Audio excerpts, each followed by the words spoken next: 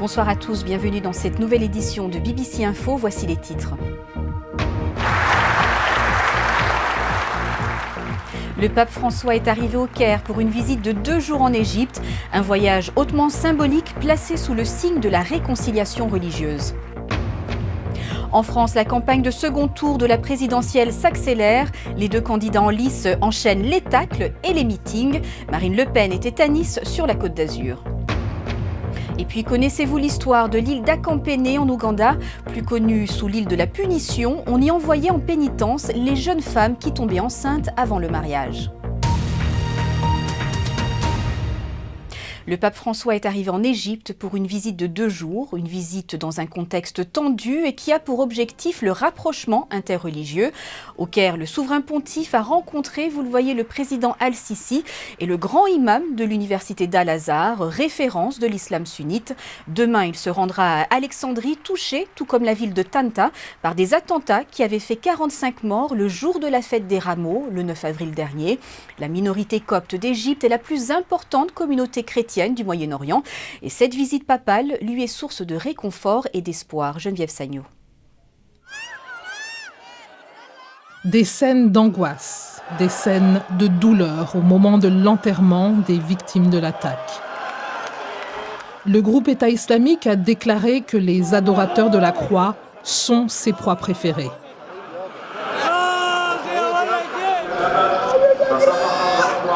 Gergis Baroum pleure son fils aîné, Ibrahim. « C'était mon préféré », dit-il. Dans ce petit atelier, les 2 travaillaient côte à côte. « C'est Ibrahim et moi », dit-il. « C'était à lui de m'enterrer, et non l'inverse. »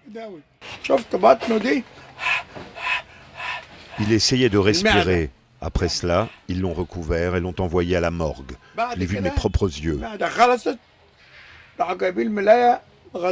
La famille Nazim a perdu 3 personnes, dont Bachoy, 18 ans. Les autres membres de la famille disent tous attendre leur tour.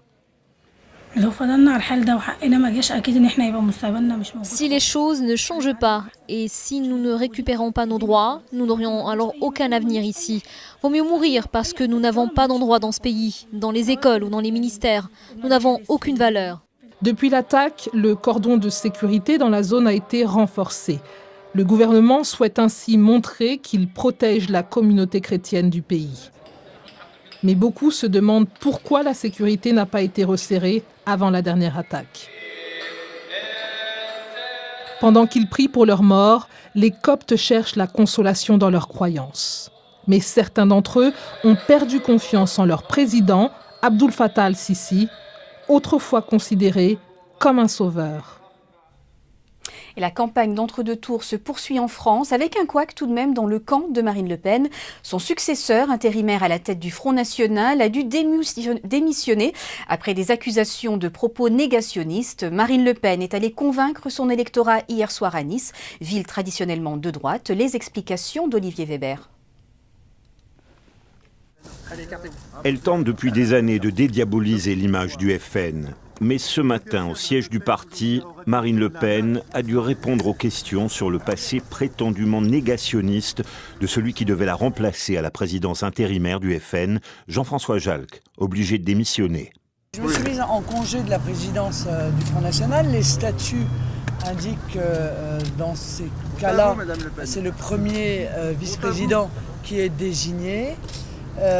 Il n'a pas souhaité remplir cette mission. Il est très affecté par la polémique qu'il considère comme profondément injuste. Il va d'ailleurs porter plainte contre ces assertions. Et j'ai donc désigné, dans le respect des statuts, un des vice-présidents du Front National, en l'occurrence Steve Briouat, pour assurer cette mission d'intérim. Autre couac, la dernière sortie de son père, Jean-Marie Le Pen, ancien président du FN. Il s'est déclaré choqué par la cérémonie d'hommage au policier abattu Xavier Jugelé, jugeant que l'hommage ne visait pas, je cite, le policier, mais l'homosexuel. Marine Le Pen a désavoué les propos de son père. Je serai toujours aux côtés des policiers qui sont assassinés par le fondamentalisme islamiste. J'ai trouvé cette cérémonie très digne et j'ai été très touché par le discours qui a été tenu par son compagnon. La veille, la candidate du FN était en meeting à Nice, une ville sur les nerfs depuis l'attentat djihadiste du 14 juillet. À Nice, dans cette ville frappée si durement par le terrorisme, je répète que je ne ferai preuve d'aucune faiblesse face au fondamentalisme islamiste. Dans la salle, 4000 militants chauffés à bloc. Marine, présidente. Eh oui, accueil coucou Marine. Je pense que c'est la toute dernière chance que nous avons aujourd'hui de voir la France se rétablir dans sa grandeur. Voilà, et sauver notre civilisation chrétienne, judéo-chrétienne. Mais tout le monde à Nice ne partage pas cette opinion. Ils sont nombreux aussi à faire le choix d'Emmanuel Macron. Et justement, l'adversaire de Marine Le Pen, Emmanuel Macron, garde pour l'instant son avance dans les sondages. Selon une enquête réalisée par Harris, il serait crédité de 61% des intentions de vote, contre 39% pour sa rivale. Invité hier soir sur la chaîne française TF1, le candidat d'En Marche a toutefois rejeté l'étiquette de favori. Depuis le début de cette campagne, je l'ai dit, je ne me suis jamais considéré comme un favori. Même à la fin, je ne me considère pas aujourd'hui comme un favori, puisque je suis devant vous l'exemple vivant que ce qui était prédictible, ce qui était toujours dit dans les sondages n'est pas vérifié. Place au reste de l'actualité en bref. La Corée du Nord au cœur d'une réunion du Conseil de sécurité de l'ONU à New York. Pour le secrétaire d'État américain qui préside cette rencontre, la communauté internationale doit adopter une nouvelle approche pour forcer Pyongyang à abandonner ses ambitions nucléaires. Faute de quoi, les conséquences seraient dramatiques, a martelé Rex Tillerson. La Chine, quant à elle, appelle à privilégier la voie diplomatique.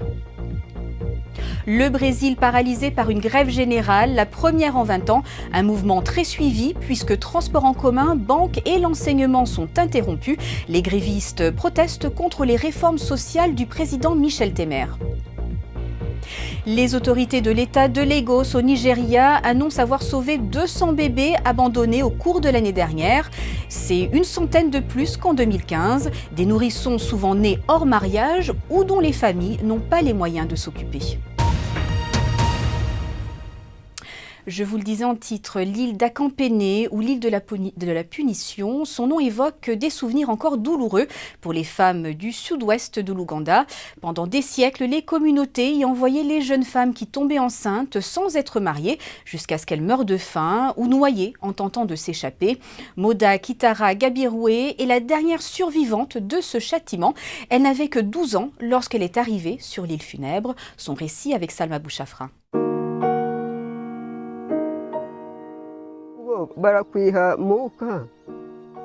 Vous n'auriez pas peur si vous étiez enlevé de votre maison, mis dans un canoë et emmené sur une île inhabitable?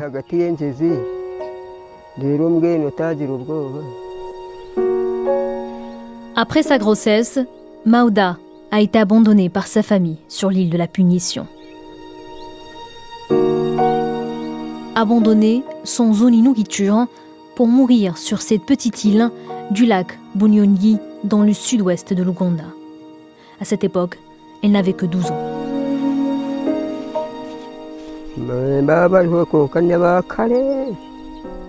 J'avais déjà entendu parler d'autres filles qui avaient été amenées sur l'île de la Punition. J'entendais dire que si une fille tombait enceinte, elle serait jetée sur cette île. Mais j'ai été tentée par Satan et je suis tombée enceinte. Et j'ai finalement été abandonnée là-bas.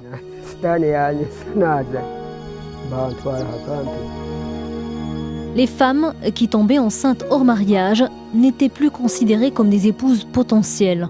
Donc, plus de dot, ce qui signifiait que ces filles n'avaient plus aucune valeur aux yeux de leur famille.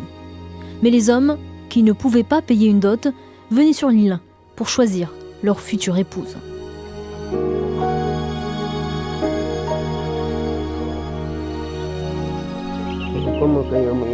Par la grâce de Dieu, un homme est venu. Il était pêcheur. Il a dit qu'il m'emmènera avec lui. Au début, j'étais un peu sceptique. Je lui ai alors demandé s'il me jouait un tour et si sa réelle intention était de me jeter à l'eau. Mais il m'a rassuré et effectivement, il m'a emmené chez lui.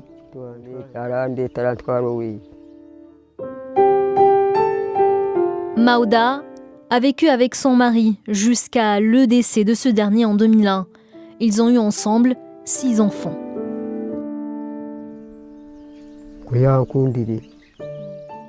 Il m'a aimé. Il m'a vraiment aimée. Et il a pris soin de moi. Il me disait « Je t'ai trouvé dans la nature et je ne te ferai jamais souffrir ».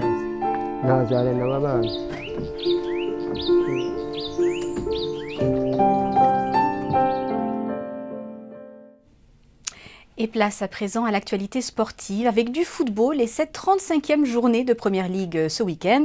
Pour en parler, on rejoint Emmanuel Coste. Bonsoir Emmanuel. Bonsoir Anne-Marie. Alors on passe tout de suite aux matchs de ce dimanche qui sont les plus intéressants, notamment ces deux affiches très alléchantes, Everton-Chelsea et surtout Tottenham-Arsenal.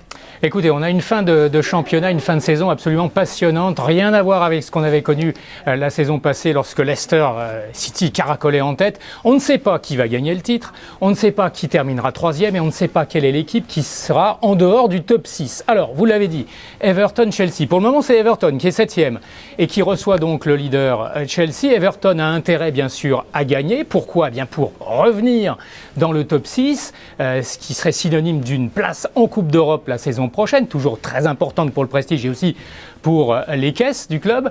Et puis le leader Chelsea qui n'a que 4 points d'avance sur Tottenham. Et imaginez un peu que Chelsea perde chez les Toffees dimanche après-midi. Eh bien il n'aurait plus qu'un point peut-être d'avance sur Tottenham. Et là, la course au titre serait totalement relancée. C'est aussi un affrontement bien sûr entre deux buteurs émérites. D'un côté Romelu Lukaku pour Everton et de l'autre Diego Costa pour Chelsea. Je vous propose d'écouter le milieu défensif sénégalais Idrissa Gana Gueye qui évoque cette rencontre face au leader.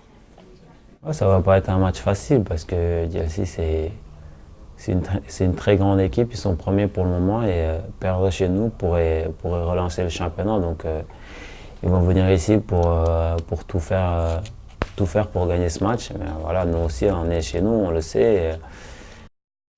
Et puis l'autre affiche, vous l'avez mentionné, et encore plus belle peut-être, c'est Tottenham-Arsenal. Tottenham-Arsenal, c'est le derby du nord de Londres, c'est l'un des grands derbys du foot anglais, avec également peut-être celui du Merseyside entre Everton et Liverpool. Le second, Tottenham, à 4 longueurs de Chelsea, et le 6e, Arsenal. Arsenal ambitionne toujours de terminer dans le top 4. Il faut que les artilleurs d'Arsène Wenger gagnent à White Hart Lane, et Tottenham doit gagner évidemment pour continuer à mettre la pression sur Chelsea. Là encore, duel de buteurs entre Harry Kane de Tottenham et évidemment Sanchez-Alexis de son prénom du côté d'Arsenal. À noter que Tottenham jouera, on l'a annoncé il y a à peu près 3 quarts d'heure, tous ses matchs à domicile la saison prochaine au stade de Wembley, ce qui leur a pas trop réussi d'ailleurs, il faut bien le dire, cette saison, Anne-Marie. Alors les deux clubs de Manchester jouent également dimanche, Emmanuel, et sur le papier, eh bien, Man U a un match plus facile. Oui, parce que Man United, l'équipe de José Mourinho, joue à domicile contre le 18e et relégable Swansea, alors que Manchester City joue à l'extérieur. Oui, mais voilà, Manchester City se déplace contre le 19e et avant-dernier Middlesbrough, qui est pratiquement condamné à la relégation. Ajoutons également, peut-être lundi soir, et ça clôturera cette 35e journée, le match de Liverpool qui rend visite à Watford. Liverpool qui, peut-être à ce moment-là, aura été devancé par les deux clubs de Manchester.